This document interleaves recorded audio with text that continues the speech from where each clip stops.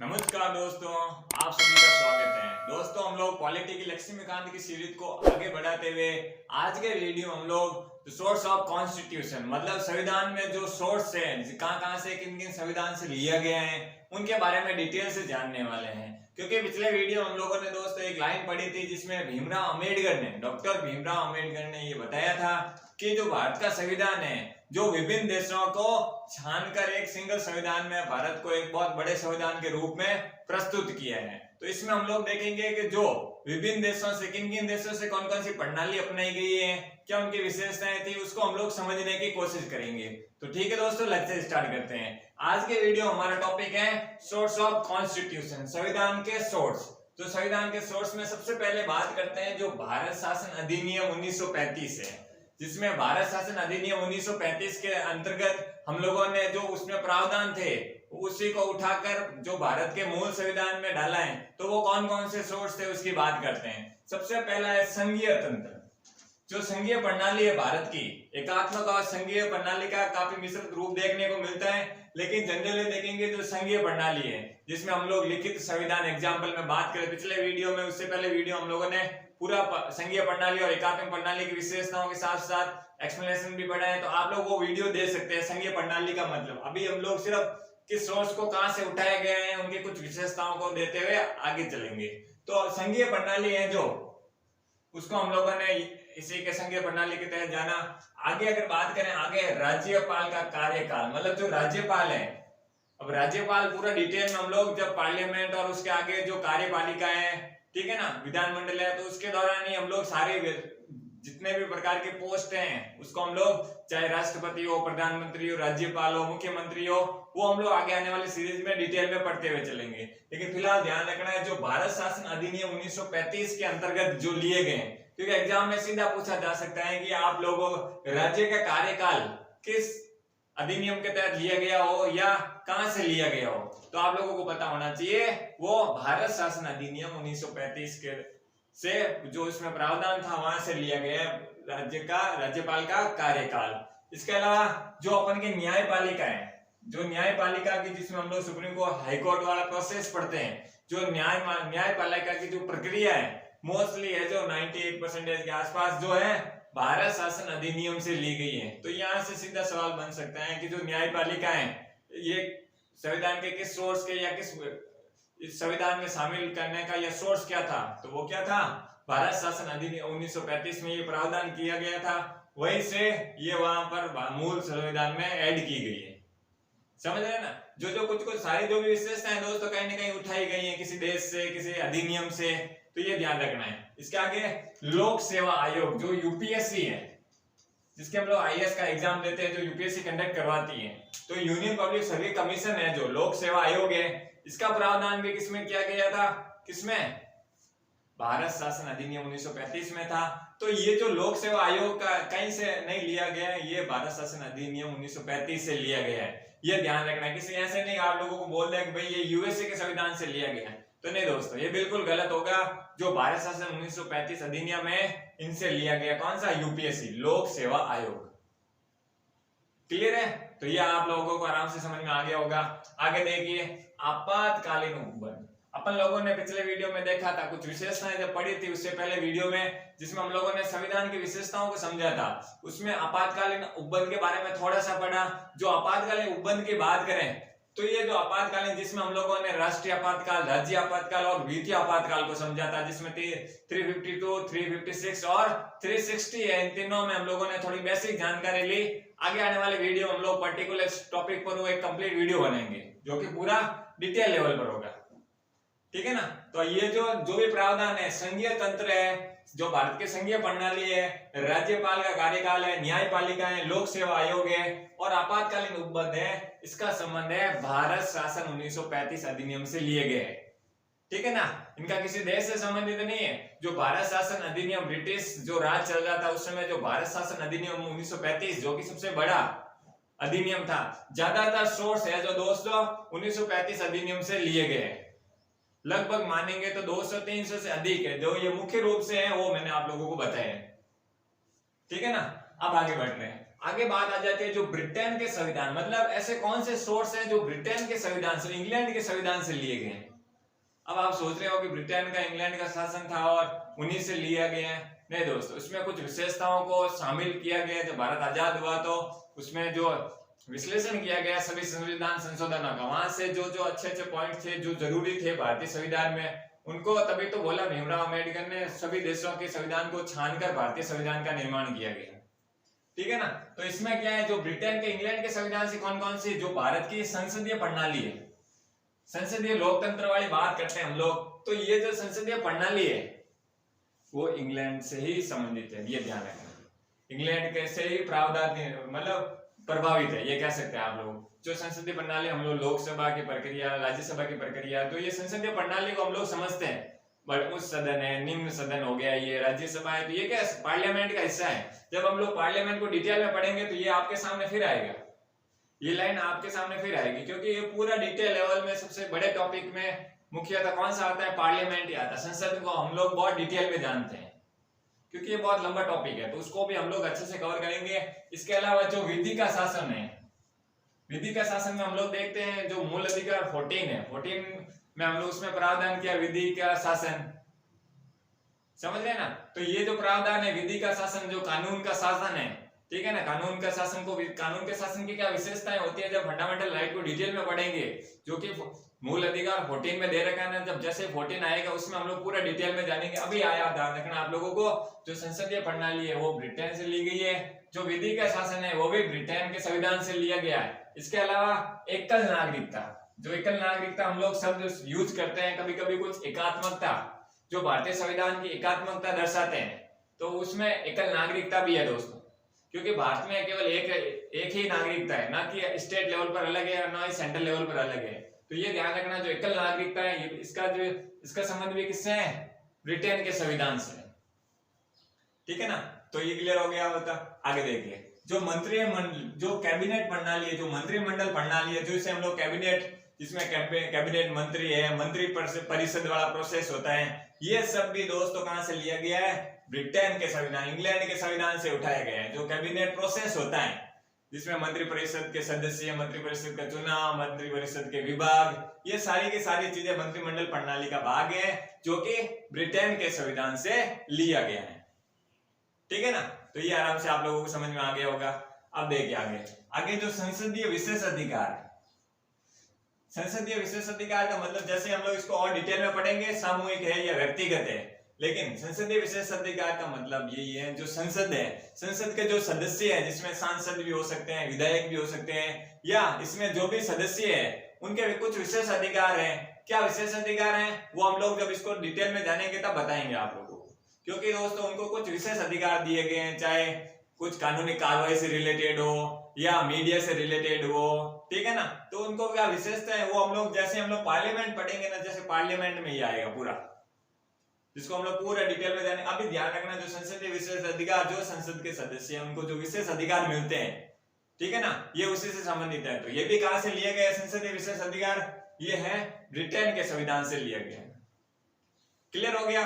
तो ये आराम से आप लोगों को समझ में आ गया होगा। इसके अलावा द्विसदनवाद, द्विसदनवाद का मतलब ये हो गया लोकसभा और राज्यसभा, मतलब दो सदन हो गए ना, अपन लोग संसद में देखते हैं कौन कौन से, लोकसभा और राज्यसभा हो गए, और विधानमंडल लेवल पर देखते हैं तो एक तरीके से देखते हैं हम लोग क्या, विधानसभा और विधान परिषद। जो स्टेट लेवल पर विधानसभा विधान परिषद, ये क्या दो सदन है। उसी प्रकार लोकसभा और राज्यसभा क्या, संसद में हमारे दो सदन है, ठीक है ना, उच्च सदन और निम्न सदन के रूप में भी जानते हैं इनको। तो ये ध्यान रखना, द्विसदनवाद, दो सदनों के वाद से संबंधित बात भी ब्रिटेन के संविधान से ली गई है। तो ये ध्यान रखना आप लोगों को। क्लियर हो गया। उम्मीद कर रहा हूँ कि आराम से, बिल्कुल आज की वीडियो में ज्यादातर फैक्ट है, कोई कॉन्सेप्ट कुछ है नहीं, बस ध्यान रखना, क्योंकि यहाँ से एक क्वेश्चन हमेशा पूछता है, कहीं ना कहीं से आपको जरूर पूछता है। आगे अगर बात करें तो यूएसए के संविधान, अब देखते हैं हम लोग जो संयुक्त राज्य अमेरिका है, इसके संविधान से क्या लिया गया उससे हम लोग बात करेंगे। अभी तक हम लोगों ने जो भारत शासन अधिनियम 1935 से क्या लिया गया उसको समझ लिया है, जो ब्रिटेन के संविधान से कौन कौन से सोर्स भारत के संविधान में शामिल किए गए वो भी समझ लिया है। अब बात करते हैं यूएसए की। यूएसए में सबसे पहला पॉइंट बात करें एफडी, मतलब फंडामेंटल राइट्स, जो मौलिक अधिकार है, हम लोग पढ़ते हैं हम लोगों ने अच्छे से पढ़ा है, जिसमें समानता स्वतंत्रता, इसको हम लोग डिटेल टॉपिक में एक कंप्लीट वीडियो बनेंगे, इस पर बहुत बड़ा वीडियो बनेगा, क्योंकि इस पर ऑलरेडी काफी क्वेश्चन रेगुलर पूछे जाते हैं। ये हमारे मौलिक अधिकार से संबंधित है, तो ये अपने आप में बहुत इंपॉर्टेंट हो जाता है। तो इसको हम लोग अगर ये बात करें तो ये किससे लिया गया है? संयुक्त राज्य अमेरिका से मूल अधिकार का जो पॉइंट है वहां से लिया गया है, जो कि प्रावधान कहां पर था? यूएसए में था, और इस भारतीय संविधान में इसको मौलिक अधिकार के रूप में ही ऐड किया गया है। इसके अलावा न्यायपालिका की स्वतंत्रता, ये ध्यान रखना दोस्तों, न्यायपालिका की स्वतंत्रता और भारत शासन अधिनियम में हम लोग न्यायपालिका, क्योंकि ये मैंने अभी यहाँ पर 95, 98 वर्ड यूज किया, तो न्यायपालिका का सारा प्रोसेस आप लोगों को भारत शासन अधिनियम 1935 से देखने को मिलेगा। लेकिन स्वतंत्रता से रिलेटेड क्या स्वतंत्रता होनी चाहिए? हाईकोर्ट, सुप्रीम कोर्ट को कुछ अलग से उनके कार्य प्रणाली में क्या स्वतंत्रता होती है, तो वो किससे संबंधित है? न्यायपालिका का स्वतंत्रता के संबंधित बात आएगी तो वो किससे संबंधित होगी? यूएसए के संविधान से। समझ रहे हैं ना? तो ये ध्यान रखना, यूएसए के संविधान से संबंधित होगी। आगे क्या कह रहे हैं? उपराष्ट्रपति पद, किससे? उपराष्ट्रपति पद से, मतलब फंडामेंटल राइट्स के बात करें, न्यायपालिका की स्वतंत्रता जिसमें उपराष्ट्रपति पद की बात करें, तो ये ध्यान रखना है आप लोगों को, जो उपराष्ट्रपति राष्ट्रपति का पद सुनते हैं, तो लेकिन उनमें से उपराष्ट्रपति का पद है वो यूएसए के संविधान से लिया गया है। समझ रहे हैं ना? मूल संविधान में जिसको शामिल किया गया है वो यूएसए के संविधान से। इसके अलावा सुप्रीम कोर्ट और हाई कोर्ट के न्यायाधीश को हटाने की प्रक्रिया, अब यहाँ से फिर नया पॉइंट है दोस्तों, न्यायपालिका में सुप्रीम कोर्ट हाई कोर्ट पढ़ते हैं, लेकिन यहाँ पर अगर न्यायपालिका की स्वतंत्रता और सुप्रीम कोर्ट और हाई कोर्ट के न्यायाधीश को हटाने की प्रोसेस की बात करें, तो वो संबंध है जो यूएसए से है, न कि भारत शासन अधिनियम से। तो इन दोनों में आप लोगों को कंफ्यूजन हो सकती है, केवल न्यायपालिका शब्द देखने को मिले तब तो आप लोगों को भारत शासन अधिनियम 35 में जाना है, लेकिन न्यायपालिका की स्वतंत्रता और सुप्रीम कोर्ट हाई कोर्ट को हटाने की जो प्रक्रिया है कहां से ली गई, या हटाने का सिस्टम है वो यूएसए के संविधान से लिया गया है।